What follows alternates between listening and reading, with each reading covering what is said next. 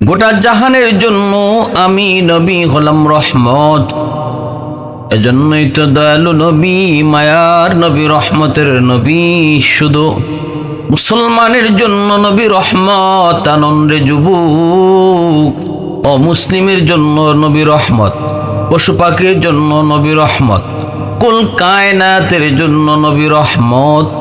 কত দয়ালু নবী, কত মায়ার নবী, কত দরদি নবী ছিলেন আমার আপনার নবী। ওই যে বুড়িমা মায়ার নবী মসজিদে যাওয়ার পথে কাটা বিছায় রাখত। প্রথম দিন নবী টের না পাইতে নবীজির পায়ে 40টা বিষাক্ত কাটা বিদ্ধ হলো। আল্লাহর নবী ওই কাটাগুলি নিজের হাতে পায়ে থেকে খুললেন।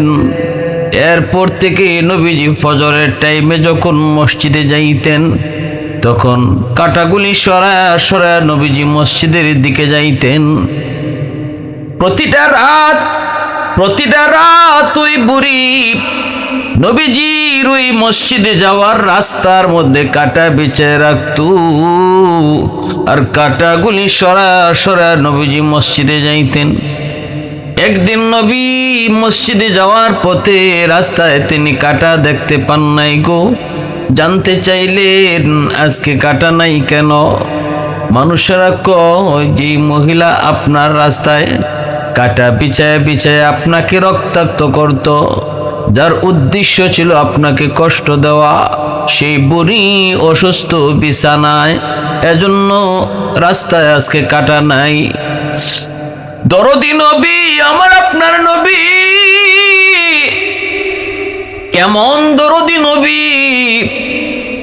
ওই অবস্থায় নবী কোন আমাকে ওই বুড়িমার বাড়িতে তোমরা নিয়ে যাও, আমাকে একটু নিয়ে যাও, আমি বুড়িমাকে একটু দেখতে যাব। অসুস্থ মানুষের সেবা করব, কারণ তিনি তো একজন অসুস্থ। আমরা যদি হইতাম তাহলে বলতাম ও তাড়াতাড়ি মরে না কেন, আজরাইল কি ওরে দেখে না?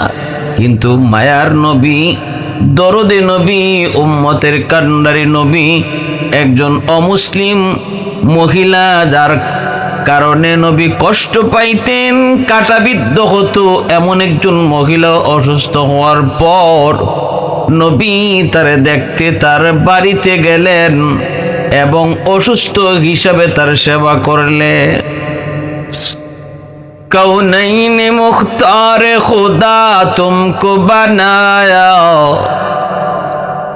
कौनैन मुख्तार खुदा तुमको बनाया, उम्मत का निगाहबान खुदा तुमको बनाया, उम्मत का निगाहबान खुदा तुमको बनाया।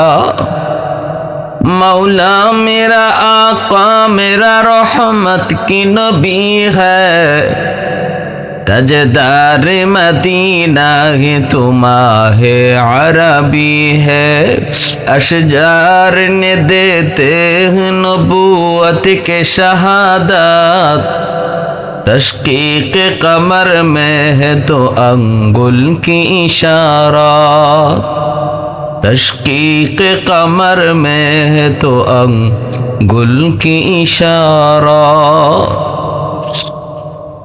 ওই যে আবু জাহেল নবীজিকে হত্যা করার জন্য নিজের দরজার সামনে বিশাল বড় গর্ত বানায় রাখলো। আবু জাহেল বন্ধুদেরকে পাঠাইলো, নিজের লোকদেরকে পাঠাইলো, যা যা মুহাম্মদকে যা বল তোমার চাচা আবু জাহেল অসুস্থ। কারণ আমি ভালো করে জানি রে, আমার অসুস্থতার খবর পেলে আমার ভাতিজা আমাকে দেখার জন্য সে দৌড়ায় আসবে। কারণ অসুস্থ মানুষ, তার সাথে কোনো ধর্মের সম্পর্ক নাই। আমার ভাতিজার আদর্শ হলো অসুস্থ শুনলে পরে সে যে ধর্মেরই হোক না কেন, মুহাম্মদ তারে দেখতে যায়, মুহাম্মদ অসুস্থ মানুষকে দেখতে যায়, ধর্ম তার যাই হোক না কেন। নবীজি আবু জাহেল অসুস্থ এই খবরটা আবু জাহেল তার লোকজন দিয়া নবীর কাছে পাঠাইলো। আল্লাহর নবী তখন বলতেছেন চলেন, আমার চাচা যদি অসুস্থ হন আমি দেখতে যাব। নবীজি রওনা দিয়ে দিলেন। রওনা দিয়ে দিলেন। এইদিকে আল্লাহর নবী, রহমতের নবী, তিনি তো জানেন না আবু জাহেল অসুস্থ নয়, বিছানায় অসুস্থ মানুষের বান্দরে পড়ে আছে। দরজার সামনে বিশাল বড় গর্ত, ওই গর্তের উপর দিয়ে সে এমন ভাবে চাদরে বিছায় রাখছে যেন বুঝাই না যায় এখানে যে বিশাল বড় একটা ফাঁদ পাতা হয়েছে। এত বড় বিশাল ফাঁদ পেতে বসে রইল আবু জাহেল। আল্লাহ নবী জানেন না, জানার কথাও না, কারণ নবী তো গায়েব জানেন না।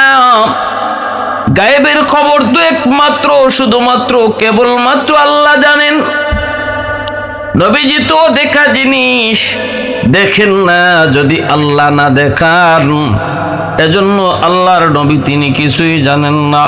নবীজি সাদা দিলে সাদা মনে বের হয়েছেন আবু জাহেলকে দেখার জন্য। এইদিকে আল্লাহ পাক রব্বুল আলামিন জিব্রাইল আমিনকে কয়, জিব্রাইল দ্রুত করে বন্ধুর কাছে যাও, আমার বন্ধু তো জানে না বিদায় যাইতেছে, আমি আল্লাহ তো জানি আবু জাহেল আমার বন্ধুর ক্ষতি করতে চায়, গর্ত বানায় ফাঁদ বানায় রাখছে, ফাঁদে ফালায় আমার বন্ধুর ক্ষতি করতে চায়। আমি তো আমার বন্ধুর দুষ্ট, আমি তো আমার দুষ্টের ক্ষতি কখনো মেনে নিতে পারবো না। দুষ্ট দুষ্টের জন্য জীবন দেয়, চোখের সামনে দুষ্ট দুষ্টের ক্ষতি কখনো মেনে নিতে পারে না, কারণ আল্লাহ নিজেই তো আমার আপনার নবীকে নিজের দুষ্ট বলেছেন। এজন্যই আল্লাহ কয়, হাবিব বডিগার্ড তোমার লাগবে না, দিনেও লাগবে না, রাতেও লাগবে না, সামনেও লাগবে না, পিছনেও লাগবে না, পিছনের দিক দিয়েও তোমার কোনো বডিগার্ড লাগবে না। পিছনেও আমি আল্লাহ হলাম তোমার পাহারাদার, ডান দিকেও আমি আল্লাহ তোমার পাহারাদার, বামেও আমি আল্লাহ তোমার পাহারাদার, সামনেও আমি আল্লাহ তোমার পাহারাদার। আল্লাহু ইয়াসিমুকা মিনান নাস।